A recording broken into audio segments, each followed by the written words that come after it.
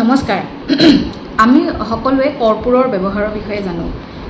কৰ্পূৰ পূজাত ব্যৱহাৰ কৰে আৰু আজিকালি কৰ্পূৰ খুব বেছি ব্যৱহাৰ কৰা দেখা পোৱা যায় আমি ধূনাৰ মাধ্যমতো কৰ্পূৰ জ্বলাব পাৰোঁ পূজাত আৰতিৰ সময়তো কৰ্পূৰ দিওঁ কৰ্পূৰৰ খুব পজিটিভ এনাৰ্জি এটা থাকে আৰু তাৰ স্মেলটো সাংঘাতিক তাৰ যিটো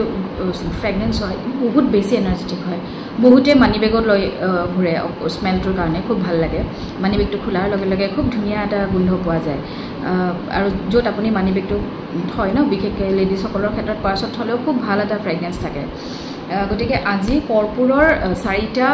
ব্যৱহাৰ কম আৰু সেই ব্যৱহাৰকেইটাই কেনেকৈনো আপোনাৰ জীৱনত কি কি অসুবিধা নাইকিয়া কৰিব পাৰে একেবাৰে কম খৰচত আৰু নিজেই কৰিব পৰা কৰ্পূৰৰ পুৰিলে ন আমাৰ বাস্তু দোষ দূৰ হয় এতিয়া বহুত মানুহৰ ঘৰত সৰু সৰু বাস্তু দোষবোৰে থাকে বেছিক যিবোৰ পইণ্ট যেনেকৈ নৰ্থ ইষ্টত আমাৰ লেট্ৰিন বাথৰুম আছে নৰ্থৰ ফালে কিটচেন আছে বা সাউথ ৱেষ্ট এণ্ট্ৰি হৈ আছে গতিকে এনেকুৱা সাধাৰণ বাস্তু দোষ যিবিলাক আমি সকলোৱে জানো ন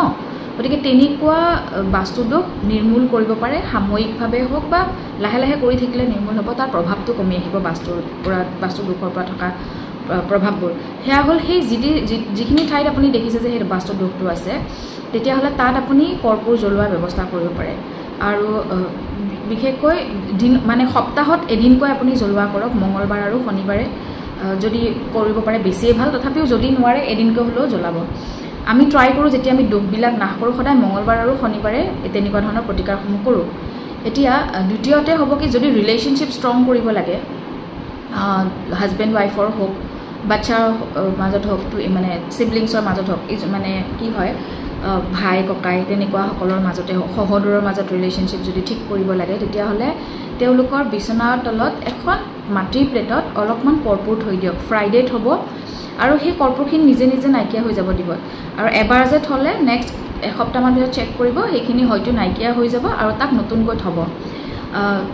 তেনেদৰে কৰিলেও আপুনি 3 মাহমানৰ ভিতৰত ৰিজাল্ট পাব যে আগতকৈ ধৰক ৰিলেশ্যনশ্বিপবোৰ ভাল হৈ আহিছে আৰু জন্মকুণ্ডলিত ন বহুত ক্ষেত্ৰত আমাৰ বহুত দুখ থাকে আমাৰ বহুত সময়ত দেখা পোৱা যায় কালসৰ্পৰ দুখ থাকে মাংগলিক দুখ থাকে বিভিন্ন সময়ত দুখ থাকে ন পিতৃ দুখ থাকে মাতৃ দুখ থাকে নিজৰো ৰিষ্ট থাকে শিশুৰ ৰিষ্ট থাকে এনেসমূহ দুখ নাইকিয়া নহয় দেই কাৰণ আমি যিবোৰ দুখ পাওঁ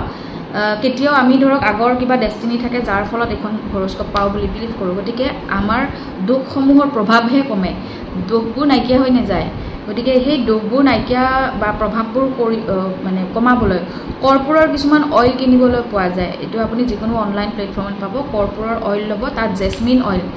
দুইটা মিক্স কৰি পেলাই গা ধোৱা পানীত দিব শুক্ৰবাৰৰ পৰা ষ্টাৰ্ট কৰিব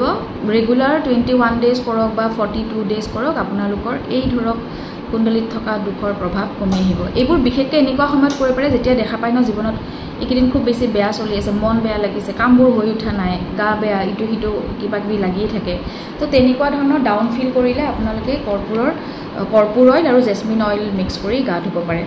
ইয়াৰ পিছত যিসকলৰ কালসৰ্প দুখ আছে তেওঁলোকে বহুতে ভয় খায় কালসৰ্প দুখ আছে কি হ'ব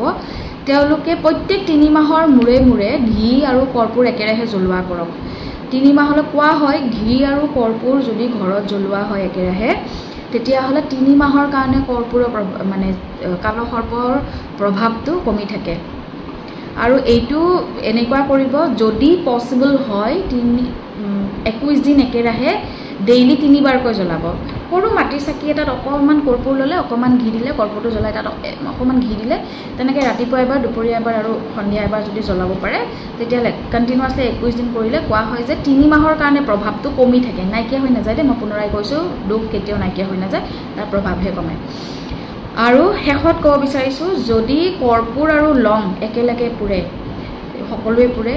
তেতিয়া আমাৰ কিছুমান এই যে কওঁ আমি হঠাৎ খৰচ কিছুমান আহে আনএক্সপেক্টেড দৰমহা পাইছোঁ কিন্তু নিজাকৈ একো খৰচ কৰিব নোৱাৰিলোঁ বেলেগ ধৰণৰ খৰচ আহি গ'ল গতিকে এই কৰ্পূৰ আৰু লং যদি আমি একেলগে পুৰোঁ তেতিয়াহ'লেও অনাকাংক্ষিত খৰচ কিছুমান ৰোধ কৰিব পাৰোঁ গতিকে এই কৰ্পূৰ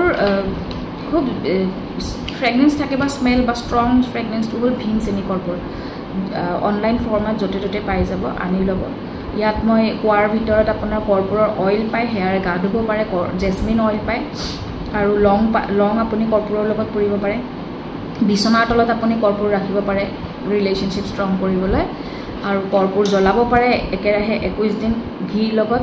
কালসৰ্প দোষ নিবাৰণৰ কাৰণে আৰু যি ঠাইত বাস্তু দোষ আছে তাতেও আপুনি সপ্তাহত দুবাৰকৈ কৰ্পূৰ কৰিব পাৰে এইখিনি হ'ল যেহেতু কৰ্পূৰৰ খুব ভাল পজিটিভ এনাৰ্জি থাকে এইখিনি কৰিলে লাহে লাহে আপোনালোকৰ ঘৰত থকা ধৰক এই নেগেটিভ এনাৰ্জি কাজিয়া পেচাল পইচাৰ আননেচেচাৰী খৰচ বাস্তু দোষ কালসৰ্পৰ দোষৰ ফলত থকা ভয় এই সম্পূৰ্ণভাৱে নাইকিয়া হ'ব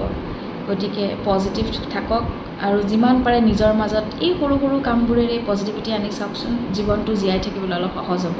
ধন্যবাদ